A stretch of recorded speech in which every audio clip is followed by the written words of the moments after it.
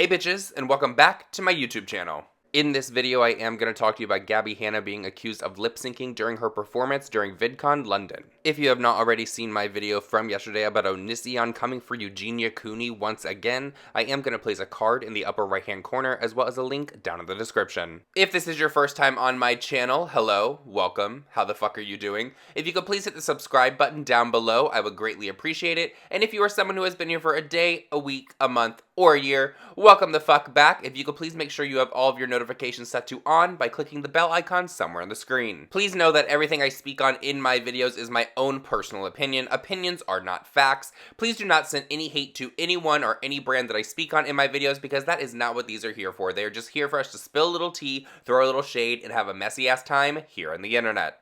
Gabbie Hanna was one of the featured creators over at VidCon London this past weekend, and during her appearance, she gave a performance of her song Medicate. During Gabbie's performance of Medicate, a few of her fans were recording and quickly posted the clips to Twitter, saying they were very disappointed that she would lip-sync in front of a crowd like that. One tweet goes as follows: "Very disappointed at the Gabbie show. Did you lip-sync Medicate at #VidCon London?" Gabbie Hanna responded by saying no, but thanks for the compliment. Here is a quick clip of Gabbie Hanna's performance where you can actually hear one of her fans accusing her of lip-syncing.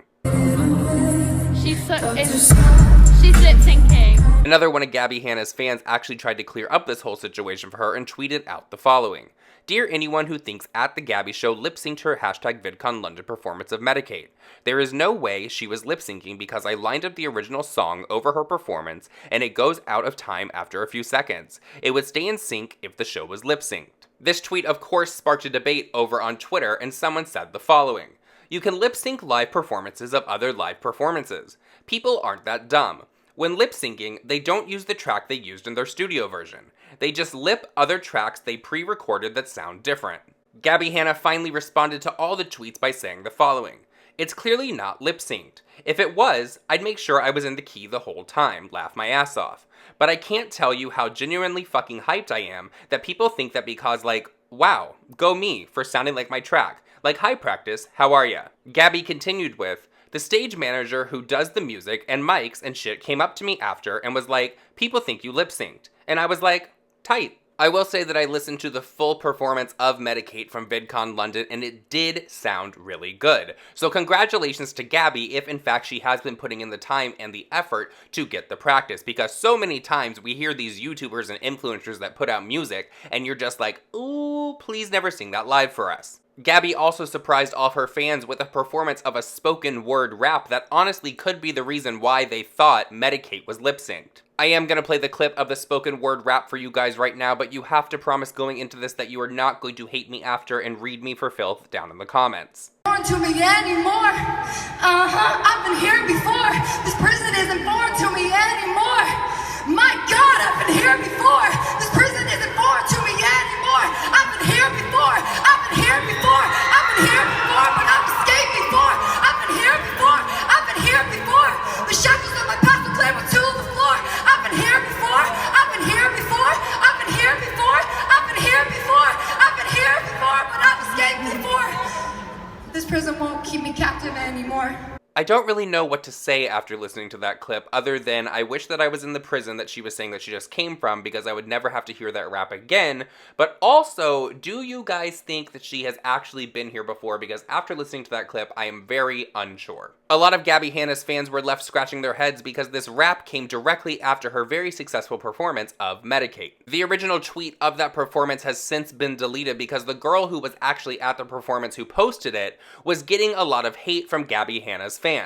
However, I was able to save the clip and repost it onto my own Twitter, and here are a few of the responses that I received. "Screaming does not equal singing or rapping, and repeating the same lines over and over doesn't make a good song. This was a pile of hot garbage." Another person said the following: "This is how I rap in the shower, and I'm embarrassed somebody would do it on a stage. Yikes." In my opinion, I do not understand what the fuck that was that Gabbie Hanna did on the stage. I don't know what the screaming into the microphone was about. I don't know where it came from. I guess that she was just in the moment. However, I do understand that the people that are subscribed to Gabbie Hanna and these other influencers that go to these kind of conventions are into that kind of thing. They kind of just wait for anything that their influencer does on the stage and they eat it up like it is cotton candy at the fair. I do not know if Gabbie Hanna lip-synced her song Medicate over at VidCon London, and honestly, in my opinion, who cares? Gabbie Hanna went there to entertain her fans, and that's exactly what she did. Yes, a few of them were upset because they thought she could possibly be lip-syncing, but the majority of them were very excited just to see her on stage. And honestly, if Gabbie Hanna has been putting in the time and the effort to improve her vocals, good for her. I said it earlier in this video,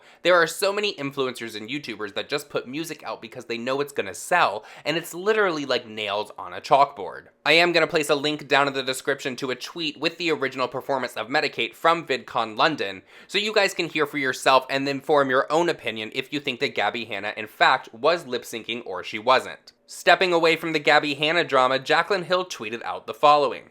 I watched Abducted in plain sight last night. Am I the only one who was aggressively angry with the parents the whole time? If you are not familiar with what Abducted in Plain Sight is, it is a documentary over on Netflix that has now gone viral and is angering a lot of people out there who are watching it. If you Google it, the summary they give you is the following. In 1974, 12-year-old Jan Broberg is abducted from a small church-going community in Idaho by a trusted neighbor and close friend.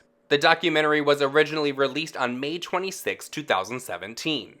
Honestly, there is no documentary that I can recommend more right now than Abducted in Plain Sight. You will literally sit in front of your television with your mouth open screaming at the parents because how the fuck did this man get away with the shit that he got away with? Now, you would think the most shocking thing out of this documentary for me would be the fact that this man abducted a 12-year-old little girl and took her to Mexico and married her, and then she became obsessed with him when she got back to the States and wanted to have a kid with him, but nope. That's not what did it for me. What did it for me was the fact that this man who abducted the girl got a hand job from the father, was fucking the mother for a year, and did all of that so he could blackmail them later on by saying that he's going to expose the father for being a homosexual and expose the mother for having an affair. It got so bad that he actually burned down the father's business, and the mother was told over the phone that if she said anything, he was going to kill her. Someone responded to Jaclyn Hill's tweet and said the following. Oh my god, it's madness. The fact that both parents have an affair with him, and the mom has a second affair after he kidnaps their daughter. I think the mom was jealous he loved the daughter more than her. How messed up. That's another kicker of this whole documentary. The fact that this man abducted their daughter, and took her to Mexico, which is a completely different country. You have to go across the border to get there, and y'all are still going to be accepting of this man hanging out with your family. First of all, I don't have children, but if I did, and some man or adult in general was wanting to hang out with my 12-year-old kid all of the time and take them alone on trips, I think that would be a fucking red flag. One of the responses to Jaclyn Hill's tweet actually summed up every question that I had about this documentary, and it goes as follows. Abducted in Plain Sight is such a mindfuck. Like, why did they let the fella sleep in their daughter's bed? Why wasn't his brother arsed that he's a pedo? Why did the mum shag him after he kidnapped and married her 12-year-old daughter? Why did the dad wank him off? What the fuck is going on? This man that did all this must have been the master of manipulation, because the parents knew that he took their daughter to Mexico where it was legal to marry a 12-year-old and got married to her, and they did not press charges or anything against him, which is fucking insane. And then to get the father to give you a hand job so you can later blackmail him with it, because back in the 70s, being a homosexual is not what being a homosexual is today. Even the mother, when the father and her separated, the guy calls her on the phone and goes, you need to go see an attorney and the judge is going to side with you and give you your kids because your husband is in fact a homosexual. Another person responded to Jaclyn Hill's tweet and said the following. Did anybody notice how fondly the mother spoke of her affair and the way he made her feel? She's still completely infatuated with the man, trying not to smile the whole time speaking of their interactions and experiences together. Now you might be asking yourself, whatever happened to this man that abducted the 12-year-old, got a hand job from the father, fucked the mother for a year, and just manipulated this whole entire family because he ended up getting away with a lot of shit in his life. Well, it turns out that when he was going to actually be taken to court for all of this, he took all of his heart medication and drank like a fifth of vodka and committed suicide. So he took the pussy way out. What is your opinion on this documentary called Abducted in Plain Sight? For me, my mouth was completely open the whole entire time, and I was trying not to scream at these parents through the screen because I did not understand how people could be so gullible, they could be so dumb, and they could just be so forgiving of someone who took their daughter to Mexico and got married to her at 12 years old. Please let me know all of your thoughts on it down below in the comment section, and that is it for this video, you guys. I hope that you did enjoy it. Please follow all my social media that is down in the description, and I love you guys, and I'll see you guys in the next one. Bye!